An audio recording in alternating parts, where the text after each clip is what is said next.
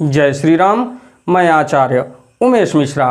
अब हम आपको पुनः भोलेनाथ के श्री शिव महापुराण में ले चलते हैं, जो महर्षि वेदव्यास द्वारा प्रणीत प्रथम खंड पूर्वार्ध में अगर देखा जाए तो भोलेनाथ का श्री शिव महापुराण सभी पुराणों में सबसे उत्तम पुराण माना गया है। यहाँ तक कि गंगा, यमुना, नर्मदा, सरस्वती आदि नदियाँ भी इस श्री शिव महापुराण के आगे फीकी पड़ जाएंगी। तो शिव पुराण सुनने और पढ़ने मात्र से आपके सभी संकटों को भोलेनाथ दूर करेंगे। और देखा जाए तो श्री शिव महापुराण की इतनी बड़ी महत्ता है कि इसको पढ़ने वाले या सुनने वाले को कभी भी रोग व्याध नहीं पकड़ सकता। ये अमृत समान श्री शिव महापुराण है। तो हमारा श्री शिव महापुराण का कथा सुनाना, अपने मुखार बिंदु से आपके सामने प्रसारित करना, मेन उद्देश्य यही है कि आप किसी रोग व्याध से पीड़ित न रहें और आपका जीवन सुखमय बना रहे और सभी संकटों को भोलेनाथ दूर करते चले जाएं। तो आइए चलते हैं भोलेनाथ के श्री शिव महापुराण में। ओम श्री शांब शिवाय नमः। ओम श्री गणेशाय नमः। त्वमेव माता च पिता त्वमेव, त्वमेव बंधुश्च सखा त्वमेव, त्वमेव विद्या द्रविणम त्वमेव, त्वमेव सर्वम मम देव देव। इससे पहले या देखा जाए तो विघ्नों के हरने वाले भगवान गणेश और विद्या की प्रदायिनी माँ सरस्वती के चरणों में शीश नवाते हुए मैं विनम्र निवेदन करूँगा कि हमारे देश संसार में जहाँ भी श्री शिव महापुराण की कथा हो रही है, उस कथा को संपन्न करने में अपना पूर्ण योगदान दें। और उसके साथ साथ मैं भी अपने ऊपर उनकी कृपा चाहता हूँ, जो भगवान गणेश अम्मा सरस्वती की हमारे ऊपर बनी रहे, कि अपने मुखार बिंदु से जहाँ तक हो सके भोलेनाथ के इस श्री शिव महापुराण को आपके सामने रख सकूं और आप उसका श्रवण कर सकें। तो आइए हम चलते हैं आपको भोलेनाथ के श्री शिव महापुराण के खष्टो अध्याय यानी छठा अध्याय में। तो श्री शिव महापुराण के श्रवण की विधि के बारे में तो चलिए देखते हैं भोलेनाथ के इस श्री शिव महापुराण को। तो इसके लिए मैं हिंदी और संस्कृत दोनों को लेके मैं चल रहा हूँ। तो थोड़ी सी सूक्ष्म बातों के लिए मैं आपको पीछे ले चलता हूँ। उसके बाद मैं संस्कृत श्लोक शुरू करने के पश्चात हिंदी में उसका उच्चारण करूँगा। अगर देखा जाए तो केले के खम्भों से सुशोभित एक ऊंचा कथा मंडप तैयार कराएं, उसे सब ओर फल पुष्प आदि से तथा सुंदर चंदों वेश से अलंकृत करें और चारों ओर ध्वजा पताका लगाकर तरह तरह के सामानों से सजाकर सुंदर शोभा संपन्न बना दें। भगवान शिव के प्रति सब प्रकार से उत्तम भक्ति करनी चाहिए, क्योंकि वही सब तरह से आनंद का विधान करने वाली है। परमात्मा भगवान शंकर के लिए दिव्य आसन का निर्माण करना चाहिए तथा कथावाचक के लिए भी एक ऐसा दिव्य आसन बनाना चाहिए जो उनके लिए सुखद हो सके। हे मुने, नियमपूर्वक कथा सुनने वाले श्रोताओं के लिए भी यथा योग्य सुंदर स्थानों की व्यवस्था करनी चाहिए।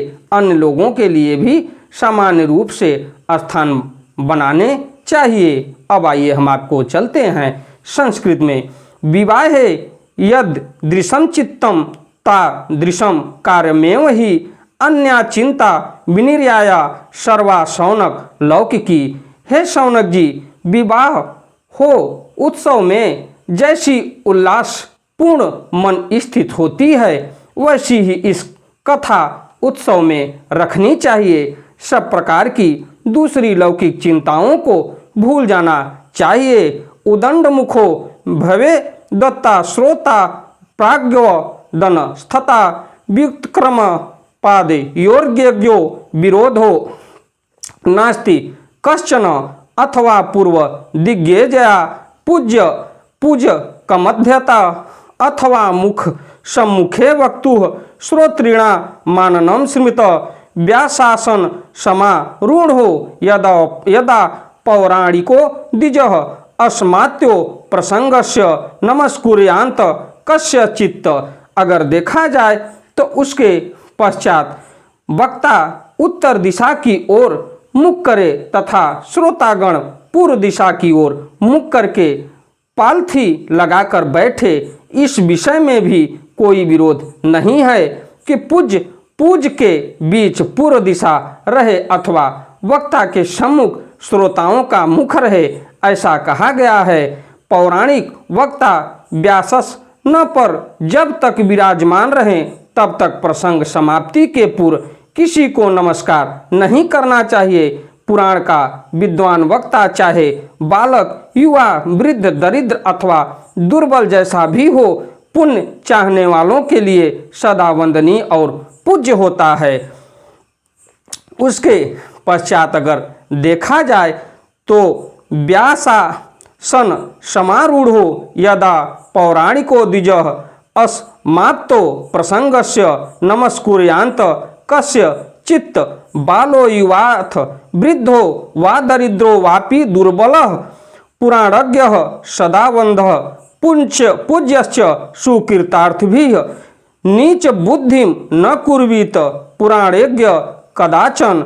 यश वक्त्रोद्रता वाणी कामधेनुः शरीर राम गुरुवः सन्ति बहवो जन्मतो गुणतश्च वै पुरो गुरु पुराणज्ञ तेषां मध्ये विशेषतः भवकोटि सहस्रेषु भूत्या भूत्वा वसीदितां यो ददाति परां मुक्तिं कोन्यस्ततमात् परो गुरुः।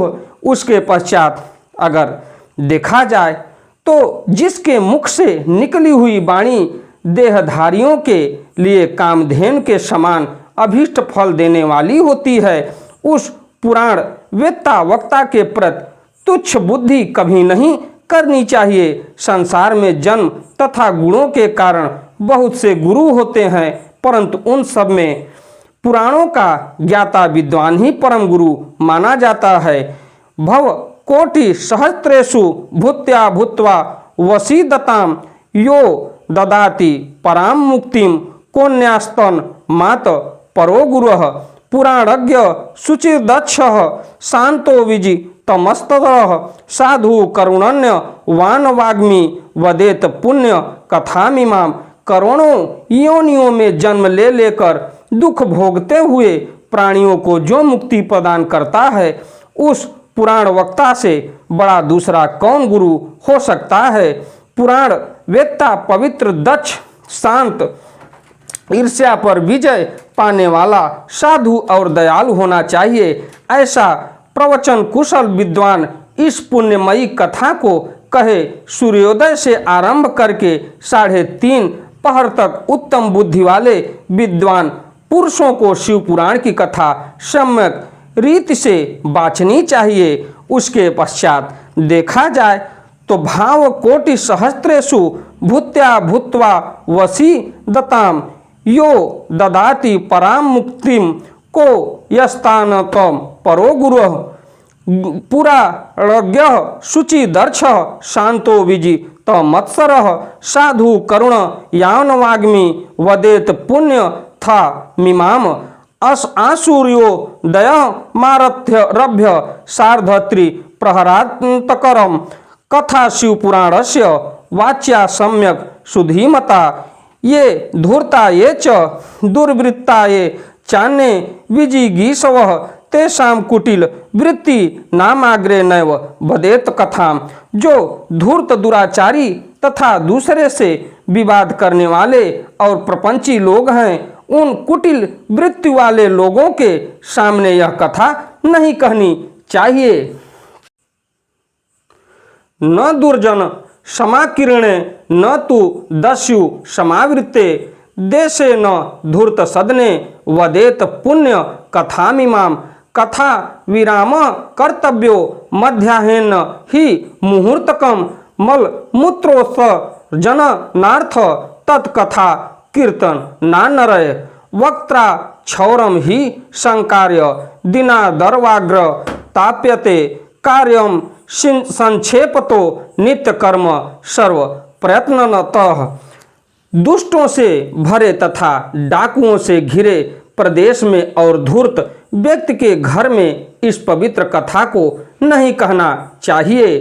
मध्याह्न काल में 2 घड़ी तक कथा बंद रखनी चाहिए, जिससे कथा कीर्तन से अवकाश पाकर लोग शौच आदि से निवृत्त हो सकें। कथा प्रारंभ के दिन से 1 दिन पहले व्रत ग्रहण करने के लिए वक्ता को क्षौर करा लेना चाहिए।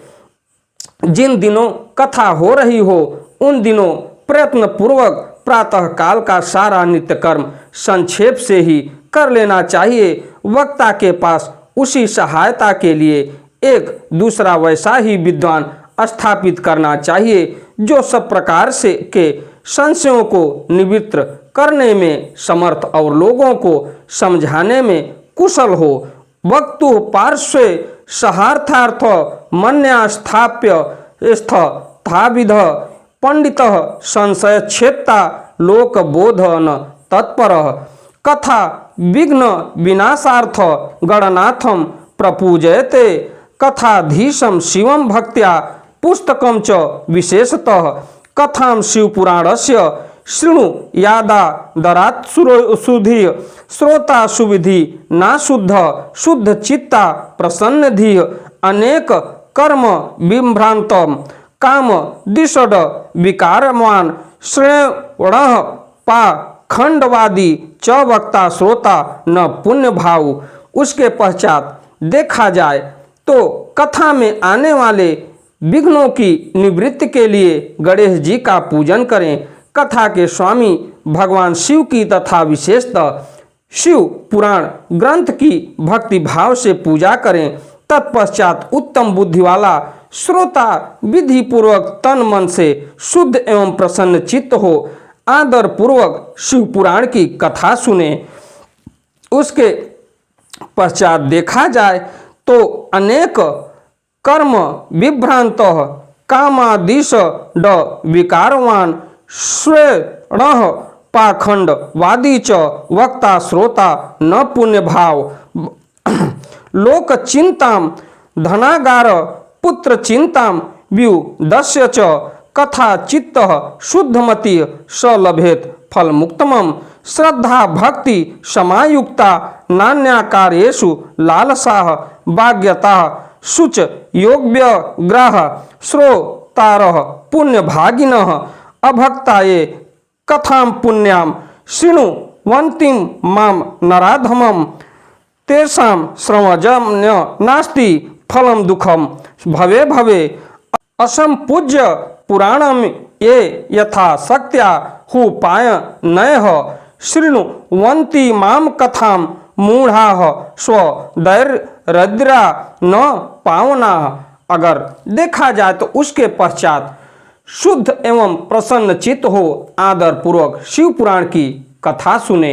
अगर उसके पश्चात जो वक्ता और श्रोता अनेक प्रकार के कर्मों में भटक रहे हों, काम आदि 6 विकारों से युक्त हों, स्त्री में आसक्ति रखते हों और पाखंड पूर्ण बातें कहते हों, वे पुण्य के भागी नहीं होते। जो लौकिक चिंता तथा धन गृह एवं पुत्र आदि की चिंता को छोड़कर कथा में मन लगाए रहता है, उस शुद्ध बुद्धि पुरुष को उत्तम फल की प्राप्ति होती है। श्रद्धा और भक्ति से युक्त दूसरे कर्मों में मन नहीं लगाने वाले, मौन धारण करने वाले, पवित्र एवं उद्वेग शून्य श्रोता ही पुण्य के भागी होते हैं।